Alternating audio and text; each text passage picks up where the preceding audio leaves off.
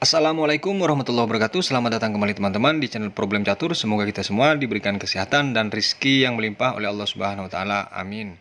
Setelah di game pertama round 8 FIDE World Cup 2021 dimenangkan oleh Carlsen, di game kedua ini Carlsen pegang buah putih dan Vladimir Fedoseev pegang buah hitam.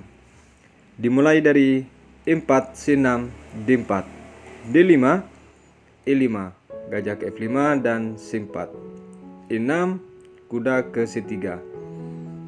Pembukaan carukan varian Advent ini dimainkan oleh Carlsen dan dijawab oleh hitam, gajah ke B4, mengepin kuda tersebut. Di sini langsung dipukul pion di D5 dan menteri mukul pion. Tidak mungkin dipukul menteri karena gajah mengepin kuda tersebut. Kuda ke E2 dan dilanjutkan dengan menteri ke D8 lagi. A3, gajah ke A5 dan kuda ke G3. Dilanjutkan dengan kuda ke E7, gajah ke C4, gajah ke G6 dan H4, H6, H5. Jelas bahwa desakan dari pion di sayap raja ini untuk mendobrak pertahanan dari Fedoseev, gajah ke H7 dan menteri ke G4, raja ke F8, dan di sini hitam tidak memilih untuk rokade, langsung dijawab oleh Carlsen dengan rokade pendek. Kuda ke D7 dan kuda C ke E4, gajah ke C7 dan gajah ke A2, kuda ke F5 dan kuda mukul kuda.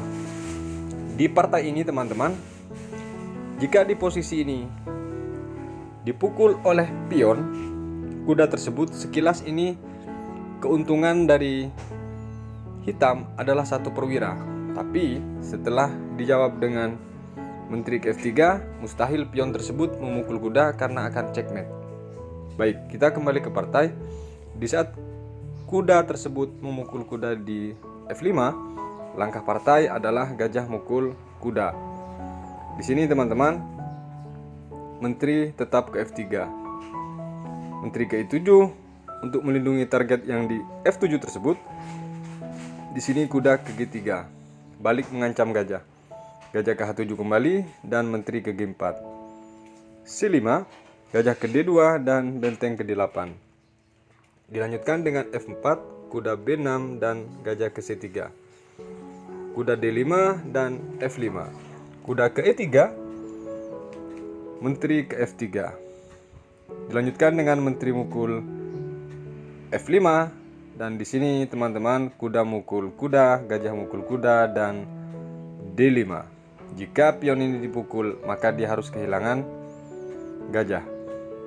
Dan di partai, gajah ke B6 untuk mengepin ketika didorong dan cek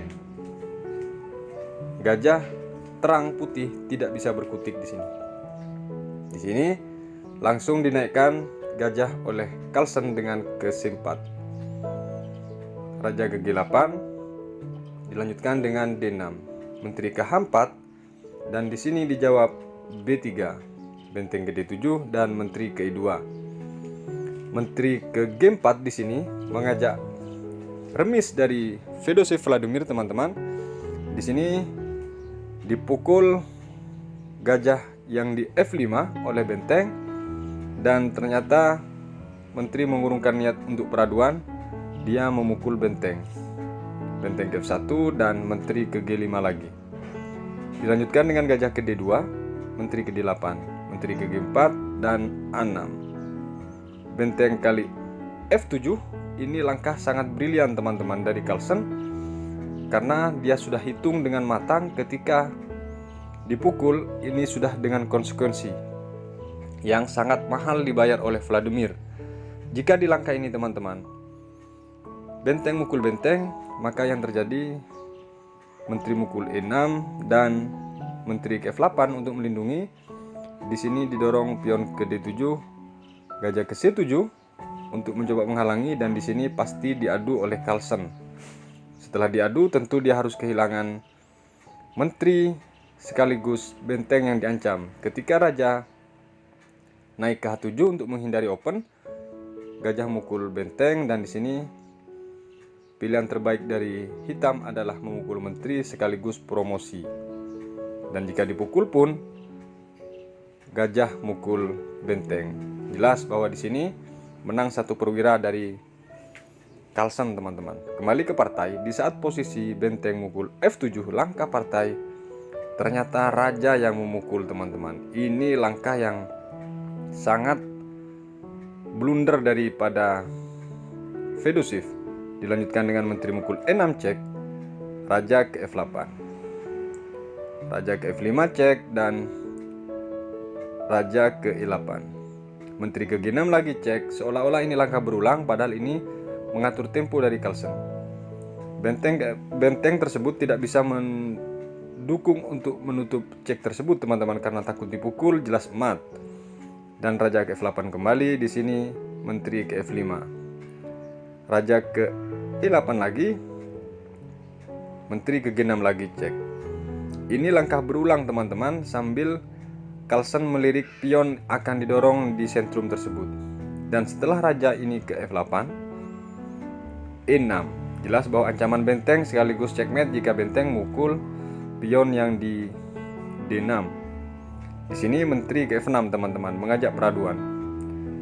Dan jelas bahwa langkah dari Carlsen memukul benteng.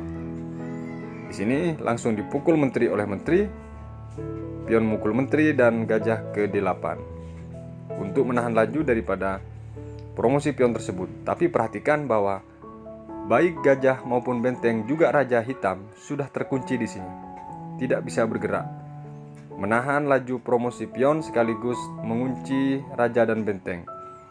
Gajah ke E6 dilanjutkan dengan H5.